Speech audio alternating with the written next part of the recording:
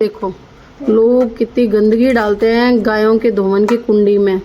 ये हमारी गली मोहल्लों में लगी हुई है और कॉलोनियों में तो ये भी नहीं होती। खैर, तो क्या ही कर सकते हैं, आजकल का फैशन हो गया है। लोग थैलियों में खाना डाल डाल करके बांध के फेंक देते हैं और बचा कुचा तो उसके साथ वो प्लास्टिक खा जाती है। और कई बार तो इन धोवन की कुंडियों में भी है ना कांच, कांटे, चम्मच, चाकू, डिस्पोजल, पता नहीं क्या क्या, मतलब सब आप खाने की बाल्टी में जो गायों को डाल रहे हो उसमें ही सारा कचरा डाल देते हो। और किचन का ये देखो, सुबह सुबह हम जब घूमने जाते हैं, शेरू को घुमाने ले जाते हैं, तब ऐसे कचरा रहता है कुंडी के अंदर जो हम निकाल करके आते हैं। और ये तो आज सिर्फ प्लास्टिक ही है, काफ़ी चीज़ें निकलती है किचन का, लगता है सारा सामान इसमें डाल के फेंक देते हैं ये लोग। और ये देखो शेरू बाहर था, गेट खटखटा रहा है अंदर आने के लिए, बिल्कुल है ना जैसे कोई आदमी बजा रहा हो अंदर से। तो अगर आप बैठे हो और आपको आवाज़ आएगी तो एकदम ऐसा ही लगेगा। ये गेट खोल दिया, अब अंदर आ जाएगा। बाहर घूम लिया इतनी देर, बड़ा चौक होने की वजह से अभी ज़्यादा नहीं घुमाने ले जाए, तो ये सुबह सुबह घुमाने के बाद में बाहर घूमता रहता है। ये अब फिर से गेट बजा रहा है अंदर घुसने के लिए।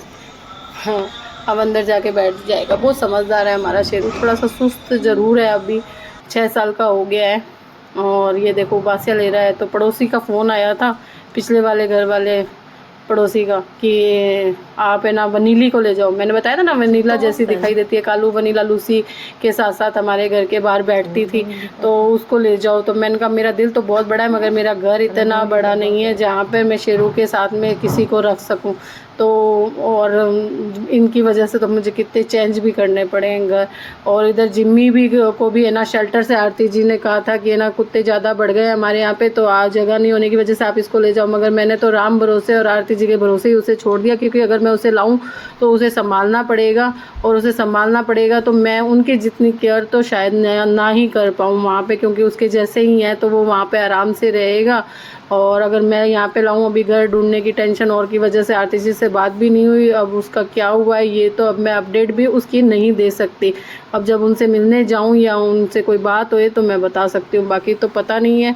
क्योंकि अब काफ़ी चीज़ें ना मुझसे छूट रही है, छूट जाती है, क्योंकि मैं इतने ही जनों का ध्यान रख सकती हूँ। तो अब ये देखो शेरू को शेरू भी सुस्त हो गया। इसका आज 6वां जन्मदिन है, 6 साल का हो गया शेरू। तो कोशिश कर रहे हैं कि ये ना मतलब इस सोफ़े पे बैठ जाए और इसका फ़ोटो सेशन कर लें, क्योंकि थोड़ा सुस्त होने की वजह से आज हम इसे ना ही केक खिला सकते हैं ना ही कुछ। मगर इतनी डेकोरेशन की है तो बच्चों ने मिल के इसके लिए, तो मैंने कहा थोड़ी फ़ोटो सेशन तो कर ले, यादगार रहेगा। तो ये इस पर बैठना ही नहीं चाहता है। मैंने कहा रहने दे, नहीं बैठ रहा तो कोई बात नहीं। तो फिर इसे पटाया जा रहा है कि ना ये बैठ जाए यहाँ पर, और देखो फिर भी सीधा नहीं बैठा है।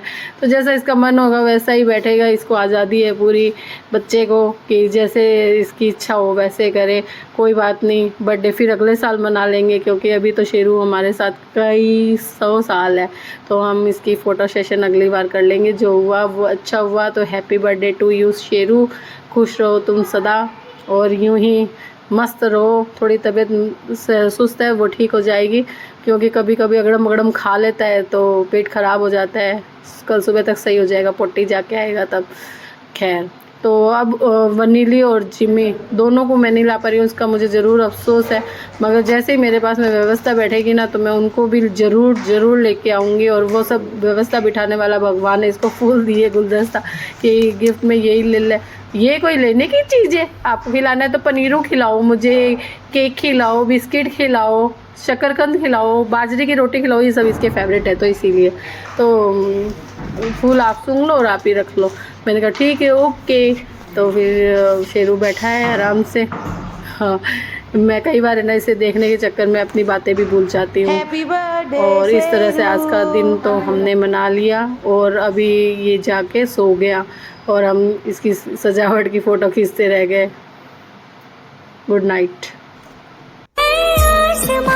खिड़कियों से घर में लाई हूँ, सारे के सारे तारे यहाँ चुन के लाई हूँ। सपनों में रंग मन के यूं ही भर के आई हूँ। आ लेके चलो तुझको एक ऐसे देश में, मिलती है जहाँ खुशियाँ परियों के भेष में मिलती है।